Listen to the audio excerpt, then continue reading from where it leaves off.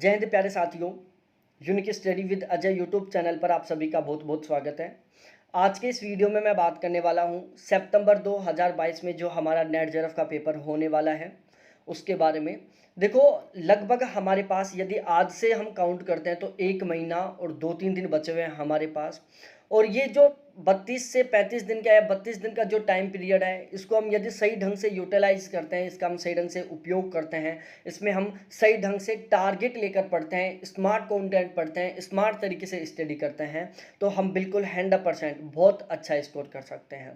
तो आज मैं यहाँ पर इस वीडियो में आपके साथ डिस्कस करूँगा कि यदि आपका टारगेट है जेआरएफ क्वालिफाई करना, आपका टारगेट है नेट क्वालिफाई करना, तो आपका एक टारगेट होना चाहिए कि हमारे फर्स्ट पेपर में कम से कम इतने मार्क्स आने चाहिए और सब्जेक्ट में हमारे कम से कम इतने मार्क्स आने चाहिए।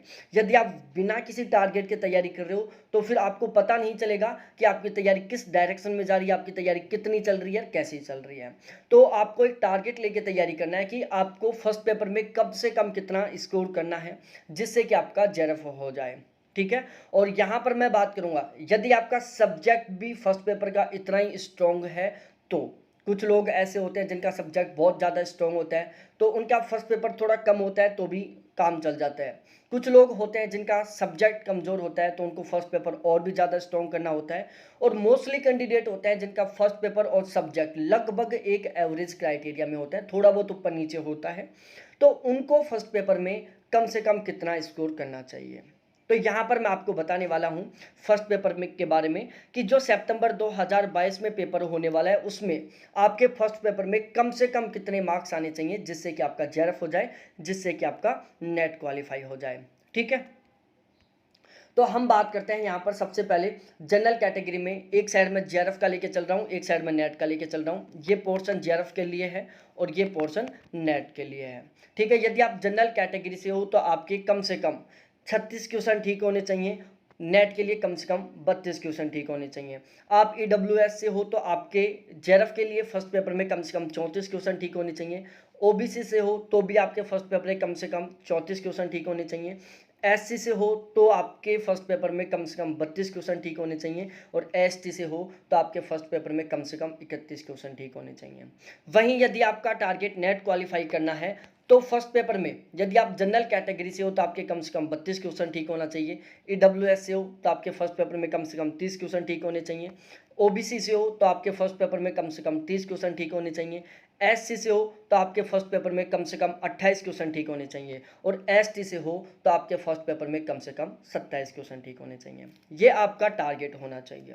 अब सबसे बड़ी बात आती है, क्योंकि फर्स्ट पेपर में इतने क्वेश्चन ठीक करना एक बिल्कुल आसान सी बात नहीं है कि चलो नॉर्मल सा खेल है, हम 2 दिन पढ़ के या फिर वैसे कुछ पढ़ के और इतने स्कोर कर लेंगे।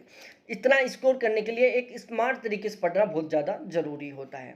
ठीक है। और मैं तो आपको कहूँगा आप टारगेट लेके चलो 40+ क्वेश्चन ठीक करने का, मजा ही कुछ अलग आएगा जब आप टॉप करोगे। ठीक है। क्योंकि ऑलवेज टॉपर बनने का टारगेट लेके करो, चलो पास तो 100% हो जाओगे।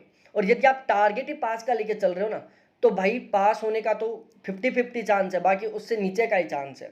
और यदि टॉपर का चांस लेके चल रहे हो ना 100% पास होंगे आप। ठीक है।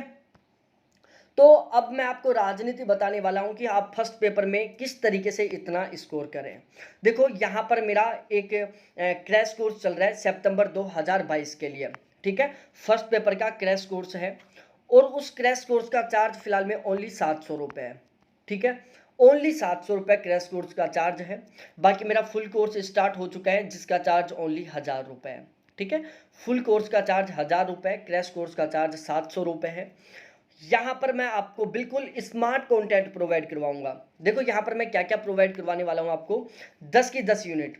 क्योंकि यहाँ पर देखो मैं एक बार बता देता हूँ आपको अब फिलहाल में किस यूनिट से कितने क्वेश्चन आ रहे हैं। जैसे लॉजिकल रीजनिंग से 7-8 क्वेश्चन आ रहे हैं, रीजनिंग से 2-3 क्वेश्चन आ रहे हैं, मैथ के 2-3 क्वेश्चन आ रहे हैं, डीआई के 5 क्वेश्चन आ रहे हैं, आरसी के 5-6 क्वेश्चन, आरए के रिसर्च एप्टीट्यूड के 5-6 क्वेश्चन आ रहे हैं, टीचिंग एप्टीट्यूड के 4-5 क्वेश्चन आ रहे हैं, कम्युनिकेशन के 3-4 क्वेश्चन आ रहे हैं, हायर एजुकेशन के 3-4 क्वेश्चन आ रहे हैं, आईसीटी के 5 क्वेश्चन आ रहे हैं, ईवीएस के लगभग 5 आ रहे हैं, आरसी के 5 आ रहे हैं और करंट अफेयर के 2 क्वेश्चन आ रहे हैं। ठीक है। तो ये इस तरीके से जो अब जुलाई में पेपर हुए हैं जुलाई में हमारे टोटल 3 दिन तक 6 पेपर हो चुके हैं, 3 दिन में टोटल 6 शिफ्ट हो चुकी हैं। तो उनके बेस पर मैं ये बता रहा हूँ आपको कि इस तरीके से क्वेश्चन आ रहे हैं, ठीक है।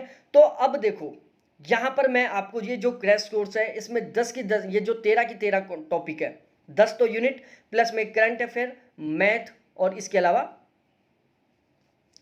ठीक है। तो ये जो 13 का 13 यूनिट वाला पोर्शन है, इसका मैं बिल्कुल आपको स्मार्ट कंटेंट प्रोवाइड करवाऊंगा।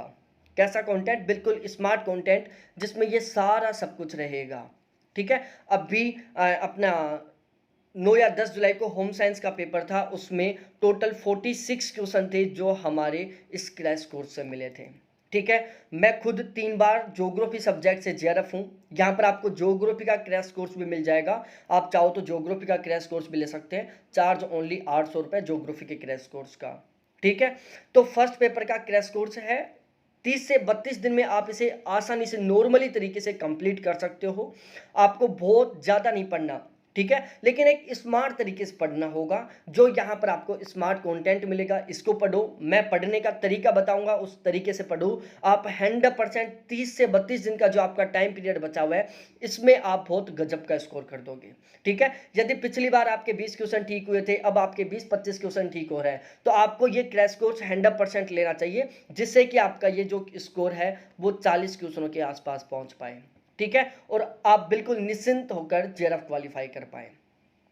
तो ये थी सारी कहानी। अब ज़्यादा लेट मत हो, जितना ज़्यादा लेट होंगे उतना ही ज़्यादा आपको नुकसान होगा, क्योंकि पेपर को बहुत लंबा टाइम हो गया होते होते, तो लोगों की बहुत अच्छी खासी तैयारी है। और अब जो पेपर आएगा ना, इसका लेवल भी कुछ नेक्स्ट लेवल का ही आएगा। हम कह सकते हैं जो पिछला वाला पेपर हुआ है अब भी बिल्कुल उसी लेवल का पेपर आएगा, क्योंकि एक बहुत लंबा ड्यूरेशन मिल गया है तैयारी करने के लिए। अब ऐसा मत सोचना कि जुलाई वाला जो पेपर हुआ है उसकी तरह ईजी पेपर आएगा, ऐसा नहीं आएगा।